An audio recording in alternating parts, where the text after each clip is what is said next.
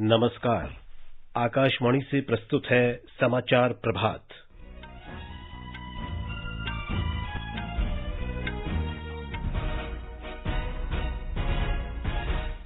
प्रधानमंत्री नरेंद्र मोदी आज video conferencing के माध्यम से शांति निकेतन विश्व भारती विश्वविद्यालय के शताब्दी समारोह को संबोधित करेंगे। श्री मोदी कल प्रधानमंत्री किसान योजना के तहत 9 करोड़ से अधिक किसानों के खातों में 18,000 करोड़ रुपए की राशि जारी करेंगे। नए कृषि कानूनों के समर्थन में 3 लाख से अधिक किसानों के हस्ताक्षर का एक ज्ञापन कृषि मंत्री को सौंपा गया। मंत्रिमंडल ने अनुसूचित जाति के 4 करोड़ विद्यार्थियों के लिए पोस्ट मैट्रिक छात्रवृत्ति योजना स्वीकृत की। मंत्रिमंडल ने बुनियादी ढांचे, श्रम शक्ति और अन्य संसाधनों को औचित्यपूर्ण बताते हुए फिल्म संबंधी 4 मीडिया इकाइयों को राष्ट्रीय फिल्म विकास निगम में समाहित करने की स्वीकृति दी और देश में कोविड-19 से स्वस्थ होने की दर 95.69% हुई।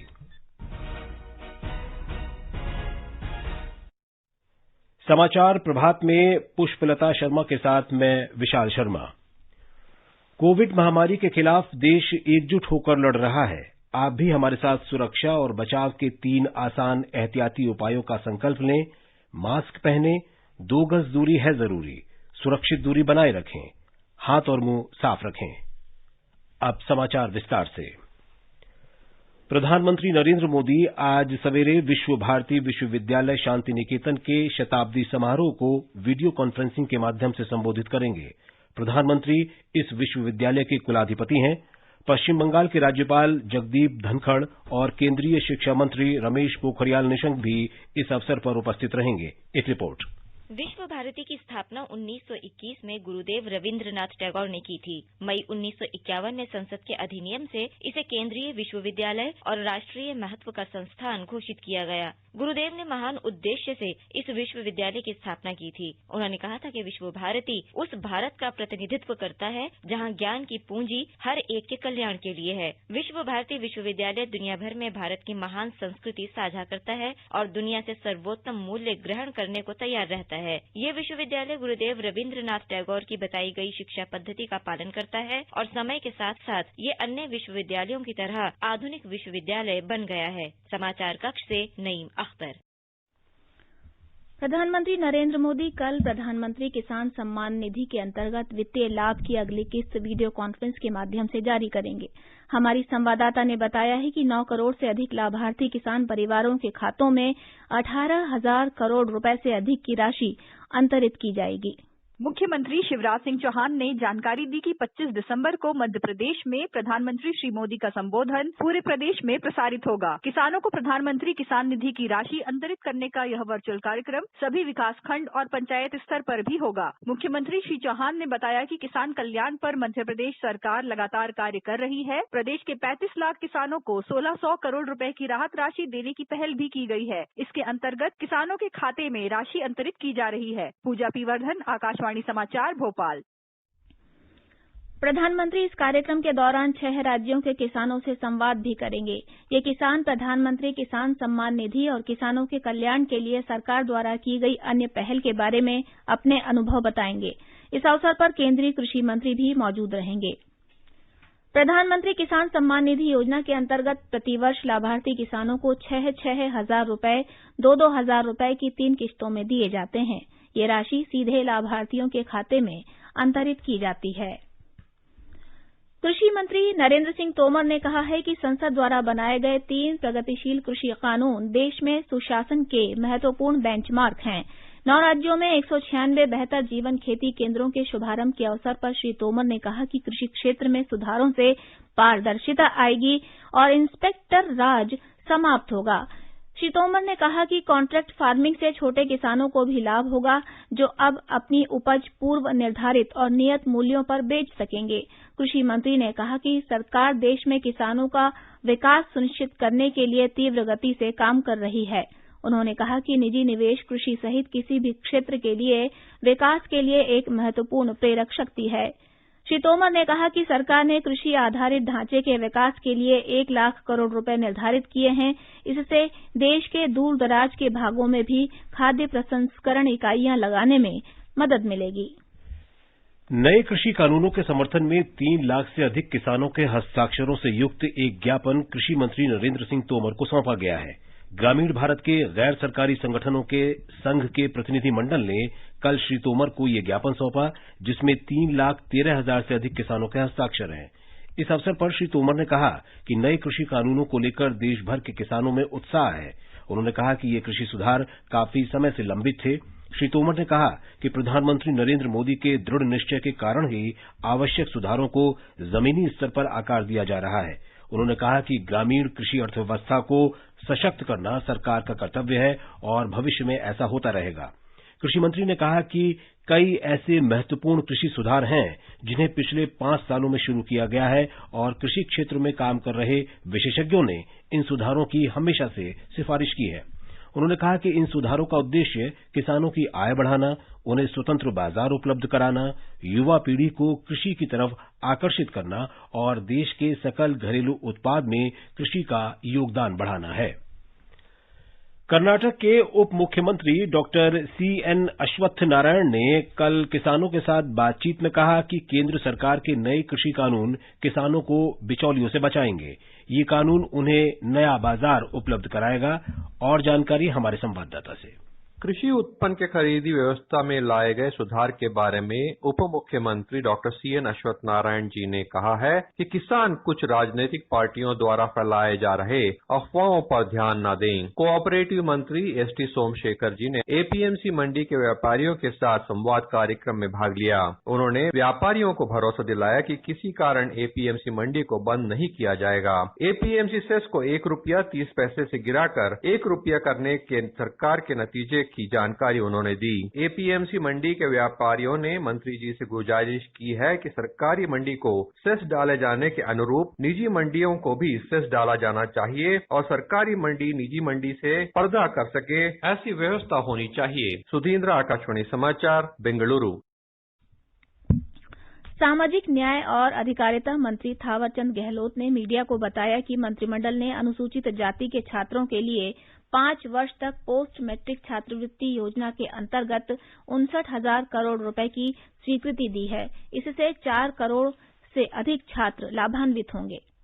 अब जो शेयर पैटर्न रहेगा वो 60% केंद्र देगा और 40% राज्य मिलाएगा। इसका परिणाम ये होगा कि अभी तक हम 1100 करोड़ रुपए सालाना एवरेज 2-3 साल का देते थे और अब देंगे सीधा 5 गुना बढ़ा करके, और ये 5 गुना बढ़ा करके देंगे तो इसका मतलब ये है कि हम इसी साल से 5,000 करोड़ की धनराशि से अधिक की धनराशि छात्रवृत्ति के रूप में राज्यों को देंगे। सड़क परिवहन और राजमार्ग मंत्री नितिन गडकरी आज राजस्थान में 18 राजमार्ग परियोजनाओं का उद्घाटन करेंगे और आधारशिला रखेंगे।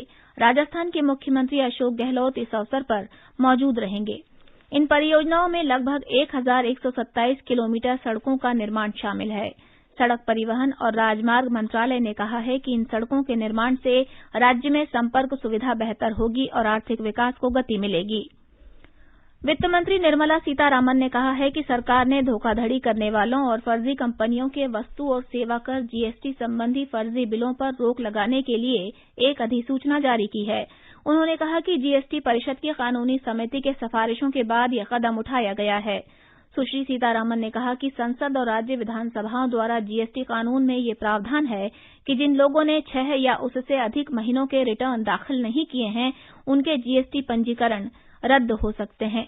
वित्त मंत्री ने कहा कि केवल लिपिकीय त्रुटियां नहीं बल्कि धोखाधड़ी के मामलों में जहां फर्जी आंकड़ों के आधार पर विसंगतियां पाई जाएंगी, उन्हें निलंबित या रद्द कर दिया जाएगा। सुश्री सीतारामन ने कहा कि विशेष डाटा विश्लेषण माध्यमों का उपयोग करके और व्यापक छानबीन के बाद केवल विशेष मामले में ही धोखाधड़ी करने वालों को निशाने पर लिया जा रहा है। केंद्रीय मंत्रिमंडल ने फिल्म प्रभाग, फिल्मोत्सव निदेशालय, national film archives of India और भारतीय बाल फिल्म सोसाइटी को राष्ट्रीय फिल्म विकास निगम में समाहित करने को अपनी मंजूरी दे दी है। कल मंत्रिमंडल की बैठक के बाद सूचना और प्रसारण मंत्री प्रकाश जावड़ेकर ने मीडिया को इसकी जानकारी देते हुए कहा कि फिल्म से संबंधित मीडिया इकाइयों को एक निगम के अंतर्गत लाने से सभी संसाधनों का समन्वित ढंग से प्रयोग किया जा सकेगा। मंत्रिमंडल ने ट्रांजैक्शन एडवाइजर और लीगल एडवाइजर की नियुक्ति को भी मंजूरी दी, जो इन इकाइयों के विलय के बाद उनकी परिसंपत्तियों और कर्मचारियों को समाहित करने के बारे में सलाह देंगे। सभी मीडिया इकाइयों के कर्मचारियों के हितों को पूरी तरह से ध्यान में रखा जाएगा और किसी भी कर्मचारी को हटाया नहीं जाएगा। श्री जावड़ेकर ने कहा कि मंत्रिमंडल ने भारत में डीटीएच सेवाओं को उपलब्ध कराने के बारे में दिशा निर्देशों में संशोधन को भी मंजूरी दी है। उन्होंने कहा कि डीटीएच लाइसेंस मौजूदा 10 वर्षों के स्थान पर 20 वर्षों के लिए जारी किए जाएंगे और लाइसेंस शुल्क भी वार्षिक के स्थान पर तिमाही आधार पर लिया जाएगा। डीटीएच संचालकों को चैनल प्रसारित करने की उनकी कुल क्षमता का अधिकतम 5% इस्तेमाल करने की अनुमति होगी। इन संचालकों से एक मुश्त 10,000 रुपए का पंजीकरण शुल्क लिया जाएगा। डीटीएच संचालकों के बीच संसाधनों के बंटवारे की भी व्यवस्था की गई है। श्री जावड़ेकर ने कहा कि डीटीएच सेवाओं में 100% प्रत्यक्ष विदेशी निवेश की अनुमति के लिए भी दिशा निर्देशों में संशोधन किया गया है। श्री जावड़ेकर ने कहा कि मंत्रिमंडल ने राष्ट्रीय राजधानी क्षेत्र दिल्ली नियम विशेष प्रावधान को 3 वर्ष और बढ़ाने के लिए अध्यादेश को मंजूरी दी। इससे दिल्ली में अनधिकृत कॉलोनियों को उनके विरुद्ध की जाने वाली कार्रवाइयों से छूट मिलेगी। आगे बढ़ने से पहले एक नजर मुख्य समाचारों पर। प्रधानमंत्री नरेंद्र मोदी आज वीडियो कॉन्फ्रेंसिंग के माध्यम से शांति निकेतन विश्व भारती विश्वविद्यालय के शताब्दी समारोह को संबोधित करेंगे। श्री मोदी कल प्रधानमंत्री किसान योजना के तहत 9 करोड़ से अधिक किसानों के खातों में 18,000 करोड़ रुपए की राशि जारी करेंगे। नए कृषि कानूनों के समर्थन में 3 लाख से अधिक किसानों के हस्ताक्षर का एक ज्ञापन कृषि मंत्री को सौंपा गया है। मंत्रिमंडल ने अनुसूचित जाति के 4 करोड़ विद्यार्थियों के लिए पोस्ट मैट्रिक छात्रवृत्ति योजना स्वीकृत की। मंत्रिमंडल ने बुनियादी ढांचे, श्रमशक्ति और अन्य संसाधनों को औचित्यपूर्ण बनाते हुए फिल्म संबंधी 4 मीडिया इकाइयों को राष्ट्रीय फिल्म विकास निगम में समाहित करने की स्वीकृति दी और देश में कोविड-19 से स्वस्थ होने की दर 95.69% हुई। स्वास्थ्य सचिव राजेश भूषण ने ब्रिटेन से भारत आने वाले यात्रियों की स्थिति की समीक्षा की है। उन्होंने वीडियो कॉन्फ्रेंस के जरिए एक बैठक में ब्रिटेन से महाराष्ट्र, कर्नाटक, तेलंगाना, तमिलनाडु, पश्चिम बंगाल, गोवा, पंजाब, गुजरात और केरल में पहुंचे तथा कोरोना संक्रमित पाए गए व्यक्तियों और इस बारे में किए गए उपायों की समीक्षा की। ब्रिटेन में पाए गए SARS-CoV-2 वायरस के नए प्रकार के बारे में वहां के महामारी निगरानी और कार्रवाई मंत्रालय द्वारा जारी मानक संचालन प्रक्रिया SOP पर बैठक में विस्तार से विचार विमर्श किया गया। राज्यों और केंद्र शासित प्रदेशों को सलाह दी गई कि वे ब्रिटेन से भारत आने वाले यात्रियों का ब्यौरा ऑनलाइन पोर्टल, एयर सुविधा और आव्रजन ब्यूरो से हासिल करें। उनसे यह भी कहा गया कि वे पॉजिटिव नमूने चुनी हुई जीनोम सीक्वेंसिंग प्रयोगशालाओं को भेजें। राज्यों को चुनी हुई 6 प्रयोगशालाओं की सूची और उनके नोडल अधिकारियों का ब्यौरा भी प्रदान किया गया। बैठक में राज्यों द्वारा उठाए गए लॉजिस्टिक्स संबंधी मुद्दों के बारे में स्पष्टीकरण दिया गया। राज्यों से यह भी कहा गया कि वे संबद्ध हवाई अड्डा स्वास्थ्य अधिकारियों और अपने राज्य में निगरानी अधिकारियों के साथ समन्वय करें ताकि SOP का पालन सुनिश्चित किया जा सके। बैठक में ICMR के महानिदेशक, राज्य और केंद्र शासित प्रदेशों के स्वास्थ्य सचिवों, राष्ट्रीय स्वास्थ्य मिशन के प्रबंध निदेशक और स्वास्थ्य मंत्रालय के वरिष्ठ अधिकारियों ने हिस्सा लिया। स्वास्थ्य मंत्रालय ने SARS-CoV-2 वायरस के नए रूप के बारे में महामारी विज्ञान निगरानी और कार्रवाई संबंधी मानक संचालन प्रक्रिया SOP जारी की है। वायरस के नए रूप की जानकारी ब्रिटेन सरकार ने विश्व स्वास्थ्य संगठन को दी है। यूरोपीय रोग नियंत्रण केंद्र के अनुमानों के अनुसार इस वायरस का ये रूप अधिक संक्रामक है और युवाओं पर इसका अधिक असर पड़ता है। वायरस के इस रूप में कोविड वायरस की तुलना में 17 परिवर्तन बताए गए हैं। SOP में कहा गया है कि 25 नवंबर से अब तक पिछले 4 सप्ताह में ब्रिटेन से या ब्रिटेन होते हुए आने वाले सभी अंतर्राष्ट्रीय यात्रियों के प्रवेश और उनके आवागमन के बारे में क्या कार्रवाई की जाए। SOP में किसी जांच का संबंध केवल RT-PCR जांच से है। ब्रिटेन से आने वाली सभी उड़ानें 23 दिसंबर से 31 दिसंबर तक या अगले आदेश तक अस्थायी रूप से निलंबित हो गई हैं। 21 से 23 दिसंबर के बीच ब्रिटेन से या ब्रिटेन होते हुए भारत आने वाले सभी यात्रियों की RT-PCR जांच की जाएगी। पॉजिटिव नमूनों के मामलों में जीन आधारित RT-PCR जांच की सिफारिश की गई है।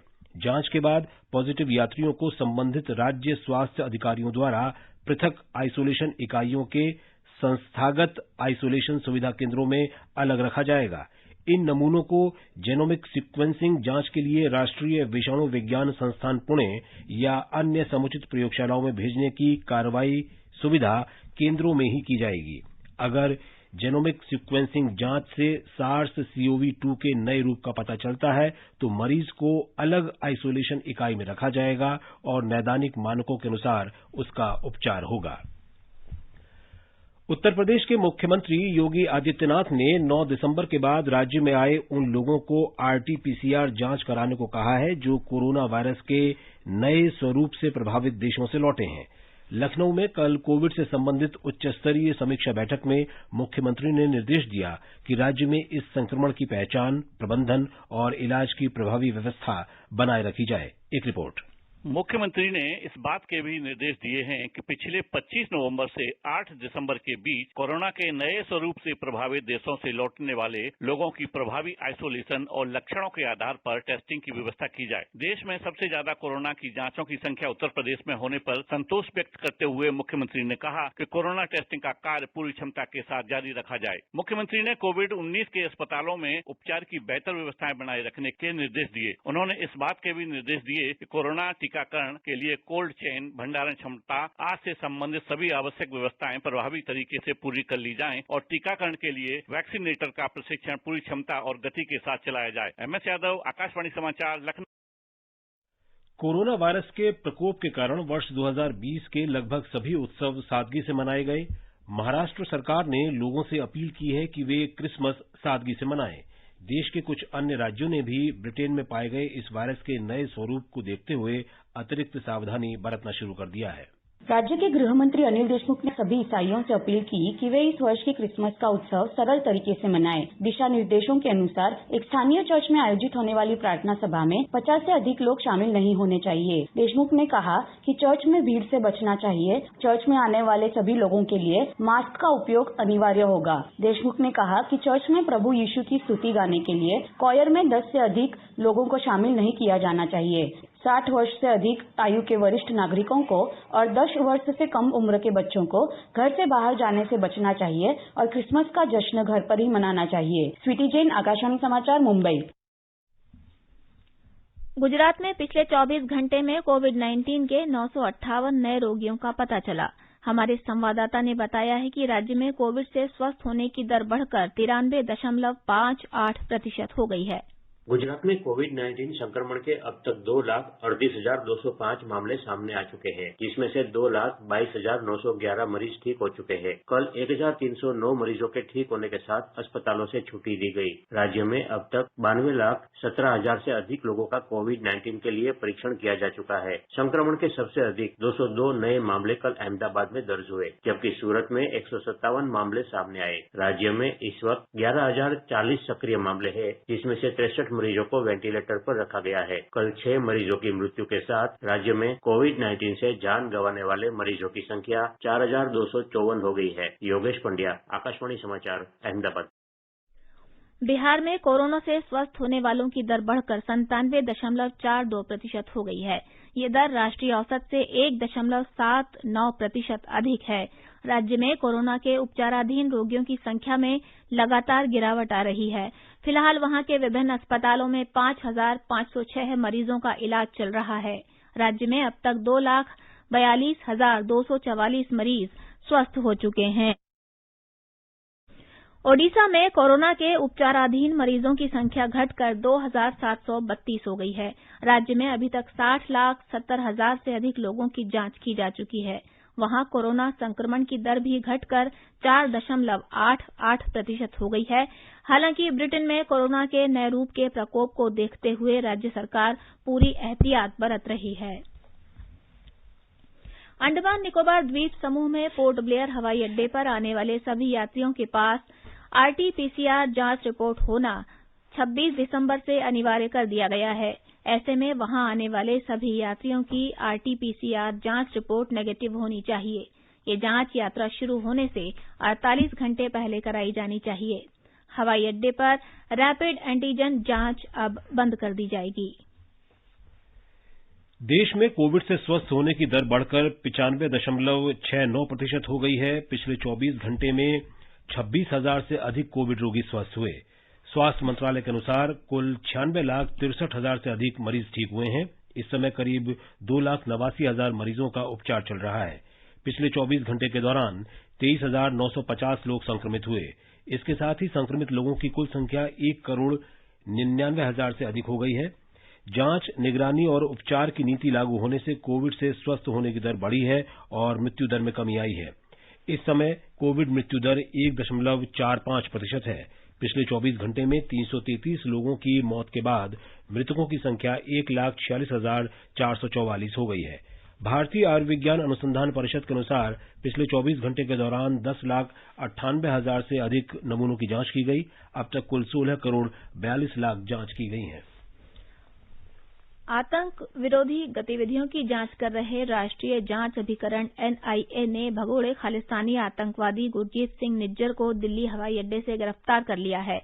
एनआईए ने बताया है कि निज्जर साइप्रस में छिपा हुआ था और मंगलवार रात को दिल्ली में इंदिरा गांधी हवाई अड्डे पर पहुंचने पर उसे गिरफ्तार कर लिया गया। एनआईए ने बताया है कि निज्जर को उसकी ट्रांजिट हिरासत के लिए विशेष अदालत में पेश किया जाएगा और बाद में आगे की जांच के लिए मुंबई ले जाया जाएगा। जांच एजेंसी ने कहा है कि अपने अन्य साथियों के साथ ये अभियुक्त सोशल मीडिया पर एक्टिव था और सिख उग्रवाद को फिर से जीवित करने के लिए आपराधिक षड्यंत्र करता रहता था। हिमाचल प्रदेश सरकार ने नशीली दवाइयों की रोकथाम के संबंध में एक समेकित नीति बनाने का फैसला किया है। इसमें नशीली दवाइयों की रोकथाम, उपचार, प्रबंधन और पुनर्वास कार्यक्रम शामिल हैं। मुख्यमंत्री जयराम ठाकुर ने शिमला में हिमाचल प्रदेश नशा निवारण बोर्ड की पहली बैठक की अध्यक्षता करते हुए कहा कि राज्य में नशीली दवाइयों के दुरुपयोग की समस्या रोकने में पुलिस, मीडिया और नशा निवारण बोर्ड के बीच बेहतर तालमेल महत्वपूर्ण है। श्री ठाकुर ने कहा कि राज्य सरकार ने राज्य में 6 नशा मुक्ति केंद्र खोलने का फैसला किया है। उन्होंने कहा कि नशीले पदार्थों के बढ़ते खतरे को देखते हुए विद्यार्थियों को इसके बारे में सजग करने के लिए सरकारी स्कूलों के पाठ्यक्रम में नशीली दवाइयों के दुष्प्रभाव पर एक अध्याय शामिल करने का फैसला किया गया है। उन्होंने कहा कि राज्य में नशीली दवाइयों के बारे में एक जागरूकता अभियान भी जल्द शुरू किया जाएगा। आकाशवाणी के समाचार सेवा प्रभाग की विशेष श्रृंखला वार्षिकी 2020 में आज हम आपको प्रधानमंत्री आवास योजना ग्रामीण के बारे में विशेष जानकारी दे रहे हैं।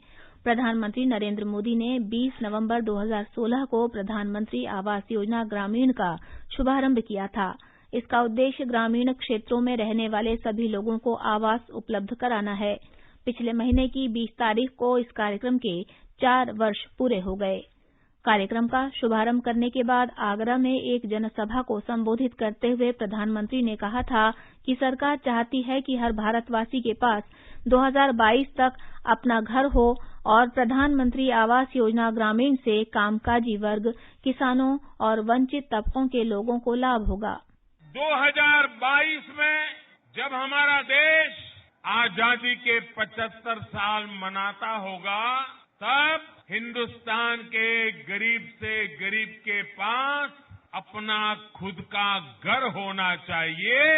ये संकल्प लेकर के मैं काम कर रहा हूं और इसलिए आज आगरा में हमारे नरेंद्र सिंह जी तोमर के नेतृत्व में, उनके साथी श्रीमान रामकृपाल यादव जी के नेतृत्व में प्रधानमंत्री ग्रामीण आवास योजना का मुझे शिलान्यास करने का सौभाग्य मिला। सच्चे अर्थ में घर बनाने का काम आज से प्रधानमंत्री ग्रामीण आवास योजना के तहत पूरे देश के लिए योजना को आज उत्तर प्रदेश की आगरा की धरती से मैं प्रारंभ कर रहा हूं। ग्रामीण विकास मंत्री नरेंद्र सिंह तोमर ने कहा कि प्रधानमंत्री आवास योजना ग्रामीण से गांवों में रहने वाले लोगों को बहुत अधिक फायदा हुआ है। प्रधानमंत्री आवास योजना ग्रामीण का संचालन भारत सरकार का ग्रामीण विकास मंत्रालय करता है। इस योजना को प्रधानमंत्री नरेंद्र मोदी जी ने परिमार्जित भी किया। तो गांव में जो व्यक्ति निवास कर रहा है उसको अपना घर हो, घर में रसोई हो, रसोई बनाने के लिए गैस का सिलेंडर हो और घर में रोशनी के लिए बिजली हो, तो एक व्यक्ति की जो मौलिक आवश्यकताएं हैं उन आवश्यकताओं को पूर्ण करने का काम प्रधानमंत्री नरेंद्र मोदी जी के नेतृत्व में इस देश में बहुत अच्छे से और सफलतापूर्वक संपन्न किया जा रहा है। हमारे संवाददाता ने बताया है कि इस कार्यक्रम के तहत 2022 तक सभी बुनियादी सुविधाओं से युक्त 2,95,00,000 घरों के निर्माण की संभावना है। प्रधानमंत्री आवास योजना ग्रामीण में नई प्रौद्योगिकियों का प्रयोग करके और पानी, बिजली, शौचालय, रसोई गैस जैसे सुविधाओं के साथ घरों का निर्माण किया जा रहा है। 2016-17 से 2018-19 तक योजना के पहले चरण में 1 करोड़ पक्के मकानों का निर्माण का लक्ष्य रखा गया था। 2019-20 से 2021-22 तक योजना के दूसरे चरण में शेष 1,95,00,000 घरों का निर्माण लक्ष्य रखा गया है। अब तक 1,75,00,000 घरों की मंजूरी दी गई है और 1,20,00,000 से अधिक घरों का निर्माण हो चुका है। प्रधानमंत्री आवास योजना ग्रामीण के तहत एक घर का न्यूनतम आकार भी 25 वर्ग मीटर तक बढ़ाया गया है। सरकार ने यह सुनिश्चित किया है कि सभी घरों का ठीक से डिजाइन हो और घर जलवायु प्रतिरोधी हो। सामाजिक आर्थिक जनगणना 2011, ग्राम सभा और भू टैगिंग के माध्यम से गरीब व्यक्ति का चयन सुनिश्चित किया गया है। पूरा भुगतान IT, DBT के माध्यम से आधार से जुड़े बैंक खाते में किया जा रहा है ताकि पारदर्शिता और जवाबदेही सुनिश्चित किया जा सके। अनुपम मिश्र, आकाशवाणी समाचार, दिल्ली। ये समाचार हमारी वेबसाइट newsonair.com/hindi पर भी उपलब्ध हैं। और अब आज के समाचार पत्रों की सुर्खियों के साथ हैं पुष्पलता। जी विशाल। जम्मू कश्मीर में जिला विकास परिषद के पहले चुनाव में भाजपा के सबसे बड़ी पार्टी उभरने को लेकर के वीर अर्जुन सहित सभी अखबारों ने प्रमुखता दी है। डीडीसी चुनाव में भाजपा बनी सबसे बड़ी पार्टी, 74 सीटों पर किया कब्जा। पत्र ने वरिष्ठ भाजपा नेता रविशंकर के इस बयान को दिया है चुनावों के परिणाम, अलगाववादियों के मुंह पर जोरदार तमाचा। अनुसूचित जाति के बच्चों के लिए सरकार ने खोला खजाना, दैनिक जागरण के पहले पन्ने पर है। पत्र ने केंद्र के इस फैसले को दिया है पोस्ट मैट्रिक स्कॉलरशिप स्कीम में 5 वर्षों में खर्च होंगी 5 गुना ज्यादा राशि। राजधानी दिल्ली में कोरोना संक्रमण के नए मामलों में सुधार की खबर हिन्दुस्तान ने देते हुए लिखा है राजधानी में संक्रमण दर 1% से नीचे आई। दिल्ली में 6 लाख से अधिक लोगों ने वायरस को हराया। बकौल नवभारत टाइम्स, कोरोना से बचाव का स्वदेशी टीका कोवैक्सीन महामारी से 12 महीने तक रखेगा सुरक्षित। इमरजेंसी इस्तेमाल की मांगी गई मंजूरी। सतह से हवा में मार करने वाली मध्यम रेंज की मिसाइल के सफल परीक्षण को अमर उजाला ने अहमियत देते हुए लिखा है MRSAM मिसाइल पलक झपकते ही उड़ाएगी दुश्मन का जहाज। मोबाइल ऐप पर कर्ज के ऑफर से रहें सावधान, भारतीय रिजर्व बैंक की सलाह को दैनिक जागरण ने प्रमुखता से दिया है। अंत में मुख्य समाचार एक बार फिर। प्रधानमंत्री नरेंद्र मोदी आज वीडियो कॉन्फ्रेंसिंग के माध्यम से शांति निकेतन विश्व भारती विश्वविद्यालय के शताब्दी समारोह को संबोधित करेंगे। श्री मोदी कल प्रधानमंत्री किसान योजना के तहत 9 करोड़ से अधिक किसानों के खातों में 18,000 करोड़ रुपए की राशि जारी करेंगे। नए कृषि कानूनों के समर्थन में 3 लाख से अधिक किसानों के हस्ताक्षर का एक ज्ञापन कृषि मंत्री को सौंपा गया। मंत्रिमंडल ने अनुसूचित जाति के 4 करोड़ विद्यार्थियों के लिए पोस्ट मैट्रिक छात्रवृत्ति योजना स्वीकृत की। मंत्रिमंडल ने बुनियादी ढांचे, श्रम शक्ति और अन्य संसाधनों को औचित्यपूर्ण बनाते हुए फिल्म संबंधी 4 मीडिया इकाइयों को राष्ट्रीय फिल्म विकास निगम में समाहित करने की स्वीकृति दी और देश में कोविड-19 से स्वस्थ होने की दर 95.69% हुई। इसके साथ ही समाचार प्रभात का ये अंक समाप्त हुआ। नमस्कार।